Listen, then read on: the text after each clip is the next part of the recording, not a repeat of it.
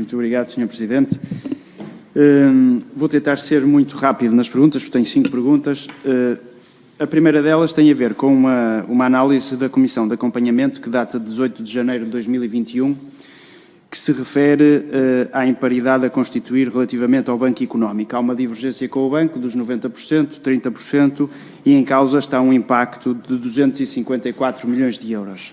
A Ernst & Young exemplifica este caso como um daqueles onde há uma subjetividade maior na constituição das imparidades. E, portanto, gostava de lhe perguntar, antes de mais, qual é o seu comentário relativamente a esta divergência com a Comissão de Acompanhamento, uma vez que as imparidades que o novo banco quis constituir são muito superiores àquilo que era considerado pela Comissão de Acompanhamento. Outra questão. No dia 14 de fevereiro de 2017, há uma carta que provavelmente não conhece, dirigida pelo Banco de Portugal ou então Ministro das Finanças, no âmbito do negócio da venda do novo banco, em que é informado o Ministro das Finanças que a Lone Star tinha assumido um compromisso de conceder 6 mil milhões de euros de crédito a clientes nacionais durante 5 anos. E, portanto, a pergunta que eu lhe faço é se isto está a acontecer ou não, excluindo eventual crédito garantido com garantia de Estado dado no âmbito do Covid, não é? Portanto, tirando essa parte, o que é que está a acontecer neste âmbito? Relativamente às partes relacionadas, o acordo do CCA prevê um conjunto de regras relativamente a isto, fala-se na GNB Vida e fala-se também depois de todo o resto da atividade do banco.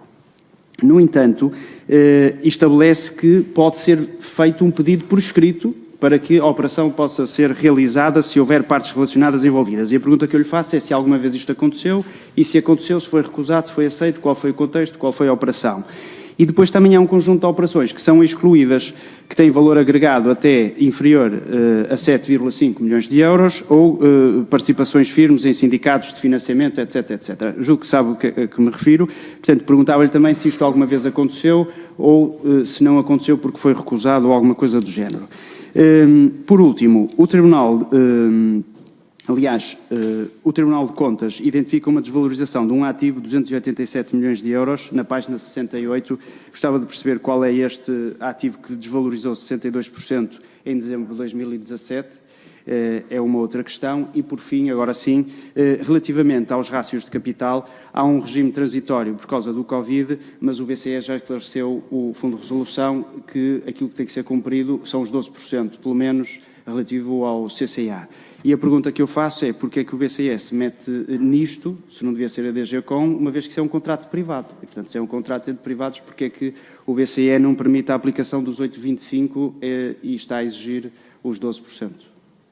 Em paridade do Banco Económico, há uma divergência, houve de facto um comentário, não sei se esse comentário se manterá neste momento por parte da Comissão de Acompanhamento.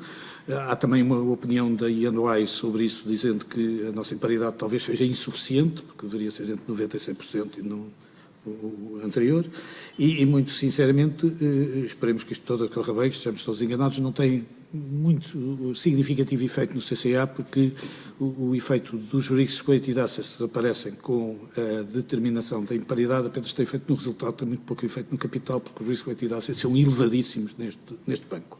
Eu não vou fazer muitos comentários, porque o banco está aberto, está em Angola, portanto, eu vou ser particularmente cauteloso nesse sentido.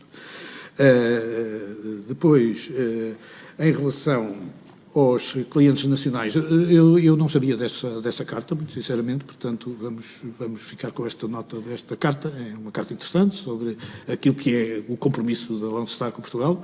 É só mais provas daquilo que eu tenho dito sobre a importância da Lone Star, e com certeza que a Lone Star será a primeira, não utilizando as linhas Covid, mas utilizando, digamos assim, o nosso objetivo claro de crescer no mercado português. O acordo CCA tem, de facto, um princípio de partes relacionadas, que é particularmente exigente, no sentido de dizer que, em princípio, é um compromisso das partes de não fazer negócios de partes relacionadas, eu já o referi aqui, e portanto, isto é um compromisso que é diferente de todos os outros compromissos. Nós às vezes falamos das partes relacionadas, isso desta emoção com a Lone Star, mas todos os dias vê negócios de partes relacionadas de outros operadores. No caso concreto é que a Lone Star, provavelmente na sua discussão com o Fundo de Resolução, tomou esta decisão de cavalheiros, no fundo, não aparecer neste mercado. Se aparecer, tem que aparecer com uma autorização, e, portanto, isso nunca aconteceu.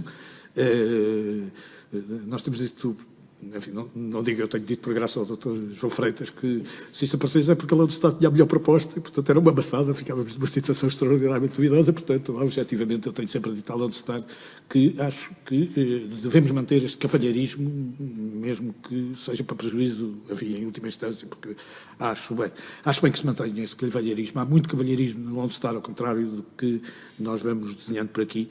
Às vezes eu tenho pena de não ter conseguido isso, falhei totalmente, mas os portugueses não têm a noção que a Lone Star foi o maior investimento em sistema financeiro que foi feito naquele ano, ou durante 2 anos, pelos americanos na Europa. E isto não foi relevado, porque Portugal parece que tem algum purido em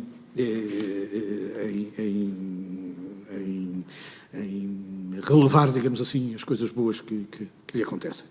Em relação a uma exceção, eu há bocadinho expliquei exatamente esta exceção, isto é a exceção da Hudson Advisors, e portanto é a exceção que para um conjunto de atividades de advising até 7 milhões.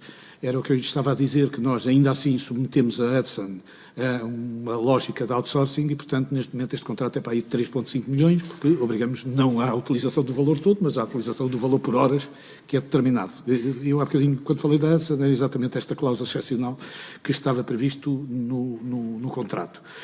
O montante no Tribunal de Contas deve ser, se não me engano, a seguradora vida.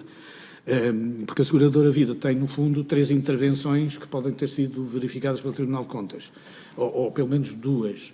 A primeira é a tomada de decisão que eu tomo logo que chego ao banco de lhe retirar tudo o goodwill. Portanto, eu quando cheguei ao banco tinha a seguradora com goodwill. A seguradora tem uma história absolutamente interessante de seguir. Ela está em processo mais ou menos de venda desde o início. O Dr. Eduardo Stock da Cunha deve ter dito aqui que ela foi uma das opções que se passou na altura da retransmissão. A verdade é que quando eu cheguei ao banco tinha a seguradora ainda com goodwill, isto é, a seguradora ainda estava valorizada acima do seu valor contabilístico. Num balanço em que nós éramos titulares a 100%. Portanto, a primeira coisa que eu fiz foi aquilo que a doutora Ana Patrícia Botim fez o ano passado, foi limpar os goodwills todos.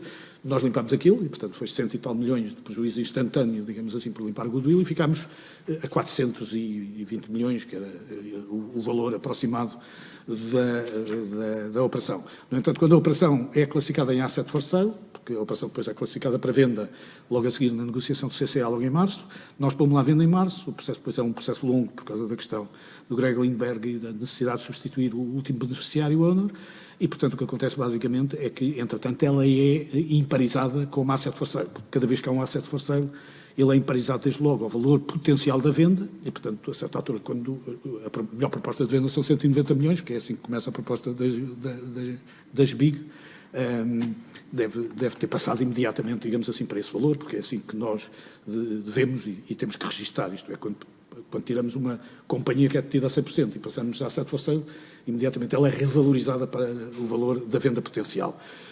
Enquanto ela está no nosso balanço como atividade going, ela mantém-se, digamos assim, ao valor contabilístico sem problemas e, portanto, foi esse movimento que aconteceu e esse movimento, pelas minhas contas, dá aproximadamente 287, portanto, por isso é que eu estou a dizer. Depois ainda há o prejuízo depois da venda, mas esse já não consta aqui. Do ponto de vista dos rácios de Covid,